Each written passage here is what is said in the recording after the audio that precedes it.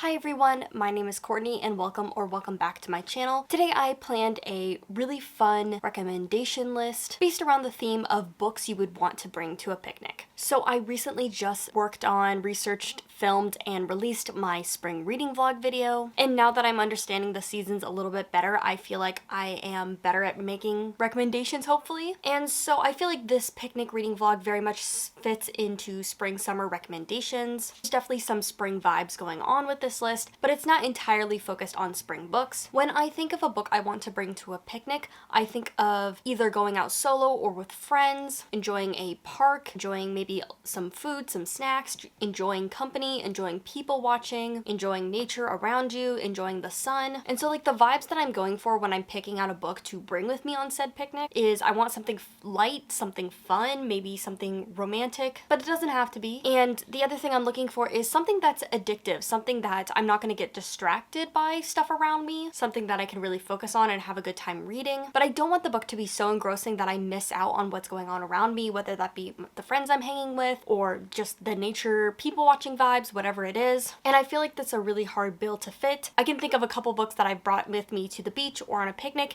and I was so engrossed in them, I didn't want to talk to anybody. I was like, I'm in my bubble, I need to keep reading this book. And like, it's great. Like, you want a book that you love so much that you can't stop reading it. And so I want a book that is addictive, that you can focus on, that's entertaining, but again, it's not going to completely distract you from the outside world. So that's the kind of vibes that I was going for this reading recommendation. So we're going to start with the graphic novels. Graphic novels in general are pretty good picks. For the most part, you probably could read an entire graphic novel on a long picnic, depending on how big the graphic novel is and how slow you're reading it. But for the most part, these are like great books, I think, to pick up for a picnic. And so I could really give endless recommendations, but I just picked out three that I thought were the most spring, the most fun. So first off, we're going to start with a book that I read in my spring reading video, which is Pilu of the Woods. It's a very sweet, cute, middle grade graphic novel. It's a good time. It's not my favorite graphic novel of all time, but it's sweet, it's fun, it's naturey, and it's perfect for a short picnic. Another great short read for a picnic that's a graphic novel is The Tea Dragon Society. I love this entire series. This first one is specifically very spring summer vibes, but it's really cute. It's basically, I think it is categorized as middle grade, but it's a sweet children's graphic novel series about a magical world where there are tea dragons that different humans take care of, or that the people of this world take care of. They're not exactly human. And it's really sweet. It's very cute. Again, it's one of my favorites, and I love Kay O'Neill's art style. It's just very, I would say, like cartoony, minimalistic, but still very beautiful. And I love the series in general. So this is a great pick. And then the last book I have for a picnic graphic novel is going to be The Prince and the Dressmaker. The Prince and the Dressmaker by Jen Wang has remained one of my favorite graphic novels that I've read. And it's so good. There's sweetness, there's wholesomeness, but you know, the characters are making mistakes as well. This is another, I think, middle grade technically graphic novel, and it's about a young dressmaker who gets commissioned by this mysterious person to make dresses for them, and it turns out that it happens to be the prince of their country. And so a lot of stuff ensues. It has beautiful illustrations with all the different dresses. Again, there's a little bit of messiness with the characters, but overall it's just really sweet, wholesome. I love the ending of this. A perfect, fun, light spring, picnicky read. Getting into the novels, we're going to start with the young adult picks and then get into the adult books. So for young adult, I have one contemporary read as well as one paranormal fantasy read. For contemporary, it would be easy to pick up any of the contemporary books on my shelf, but I was really trying to think of one that was particularly like engrossing and just really fun to read. And so for that, I picked Everything Leads to You by Nina LaCour. This is a really fun young adult novel about a girl who wants to work in Hollywood and her connections to old Hollywood as she meets this other girl. And her dream is to basically, I think, work on the set designs to like create the rooms and the spaces that movies take place in. And so that whole aspect is really interesting, but there's also like this mystery aspect as they're trying to connect the dots and figure out this girl's connection to old Hollywood. There is a little bit of light romance in here as well, a sapphic romance, and I would say the romance was not my favorite aspect of this book. I feel like it was a little bit insta-lovey and it's not the main focus of the story, but again, that mystery, the intriguing Hollywood aspect, there's a lot of things to keep you entertained, and this is a really just fun book. And it's a contemporary I think about a lot still, so that's definitely why I decided to recommend it, especially because I feel like I haven't recommended it a bunch since I read it. And then for our paranormal fantasy pick, I picked up a more recent read, which is This Poison Heart by Kailyn Barron. And this has the spring summer vibes. Our main character, Bree, learns that she has inherited this house in upstate New York. And so her and her two moms decide to travel there for the summer to like scope out this investment. But Bree has always grown up with these magical powers where sometimes she can control plants and sometimes they just interact with her against her will. And so it's kind of her discovering the secrets of her family, the secrets of this town, what's really going on. And it's just a really fun ride. There's a lot of different elements, a lot of different characters. And again, it has that spring, naturey kind of aspect, perfect for a picnic read. And I just felt like the writing really kept me engaged. It was, I would say, like serviceable writing. It was easy to fall in love with Bree and her story and connect with her first person perspective, but it kept the plot moving and going. That's what we're looking for a picnic read, right? Something to keep us engaged, something light, something fun. And it's definitely one of the YA I've enjoyed recently. So now let's get into the stack of adult fantasy and sci-fi picks. I feel like any adult romance would be a good pick, but the ones I have read, I haven't read a lot of them, but the ones that I have read I feel like are more of that addictive quality where you don't really want to talk to anybody and you just want to read. So that's why I didn't pick anything off my shelves. But if you have some good, fun recommendations for contemporary, possibly romance reads, definitely leave them in the comments. I would love some recommendations for that. So first off, let us start with the sci-fi. I have A Psalm for the Wild Built, or The Monk and Robot Duology by Becky Chambers. This is a novella series, which makes it perfect for a short picnic. This is like an egoistic future setting where robots live on one side of the planet and humans live on the other, and it's this robot and human interacting for the first time. The human is a monk who travels around basically providing tea and like therapy services, and it's basically like the robot and the human just like figuring out what they want to do, where they want to go with their lives. And so it's really sweet, it's very wholesome, but I feel like it has enough to entertain you if you're looking for something that will, you know, keep you distracted while reading but not too distracted. This is one of my favorite authors. I love all their stuff, but I feel like this one particularly stands out as a good like spring picnicky type read because of that setting. So the last 3 picks that I have, I would say are pretty romance focused, or at least some of my favorite aspects of these books were the romance plot lines.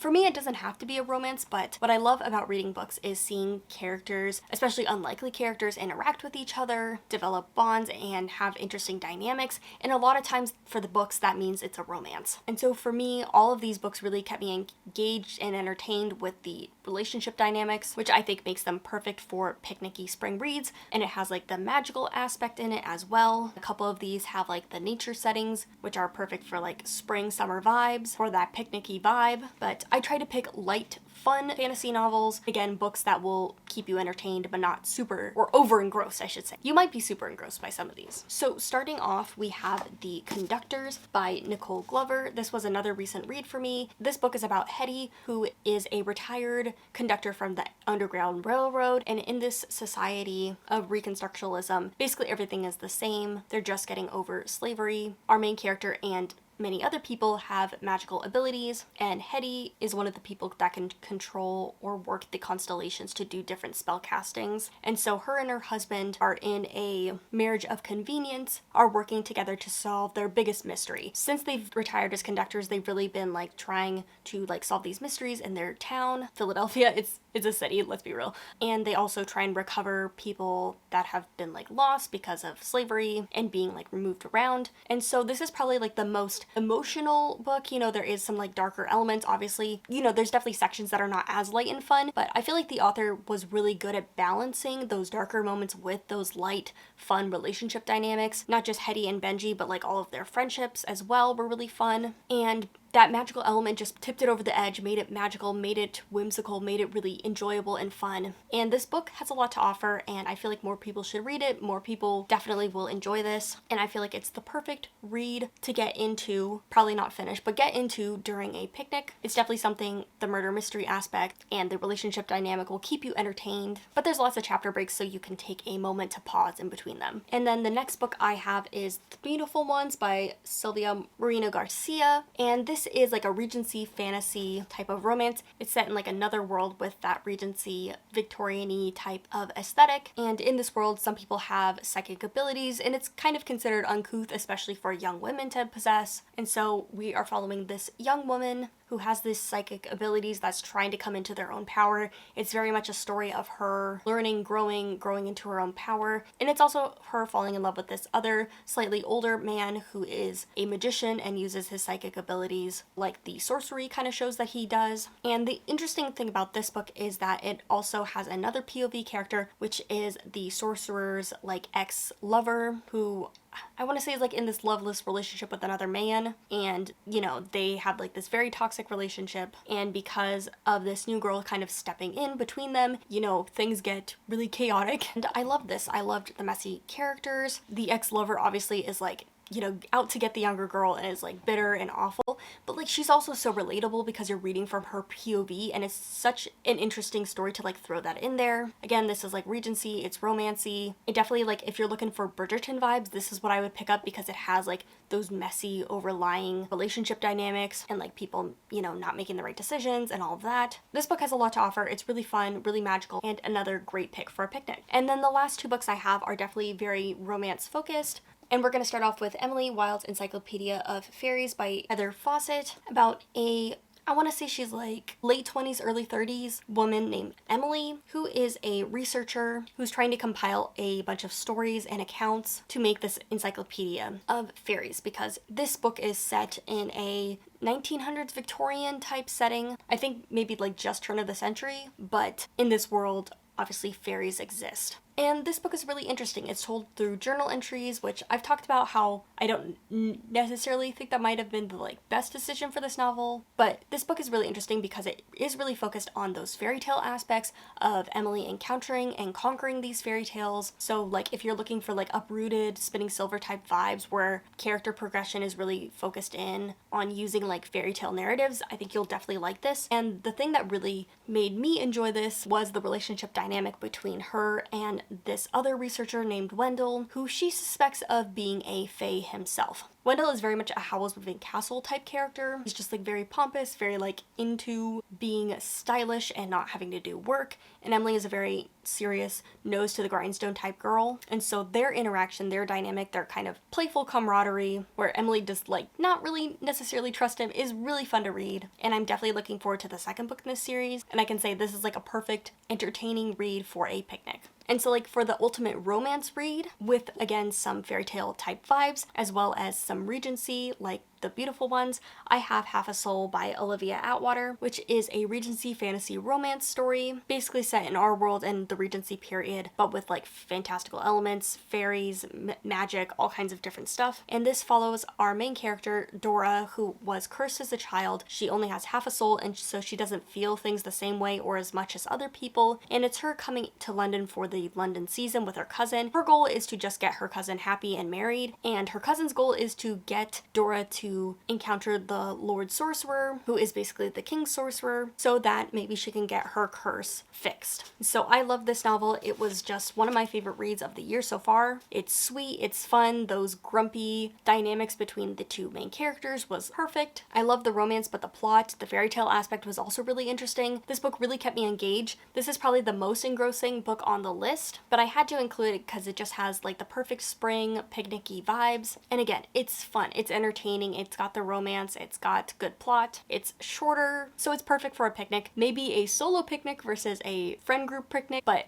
honestly, if all your friends are reading this together with you, you might have a really good time. And for a bonus pick, I could not finish this video out without including, of course, Howl's Moving Castle by Diane Wayne Jones. If you are in any way a fan of Studio Ghibli and the Howl's Moving Castle movie, I implore you to read this. They are not similar. Like, you can see the elements that Hayao Miyazaki was interested in, took and remolded to fit his vision for his own story, but like they are not the same. You know, they are quite different from each other. But I still love Howl's Moving Castle, the movie and the book, just as much, just very differently. This is, I would say, in the same line as like Ella Enchanted. Young woman setting out on her own path, has always thought that she wouldn't get far in life because of her circumstances, but when she is cursed, she takes her life into her own hands and decides to make the most of it, and gets wrapped into some fantasy plot stuff. There is a small hint of a romance between her and the other main character, Howl, who is like this pompous wizard man, and I just love this.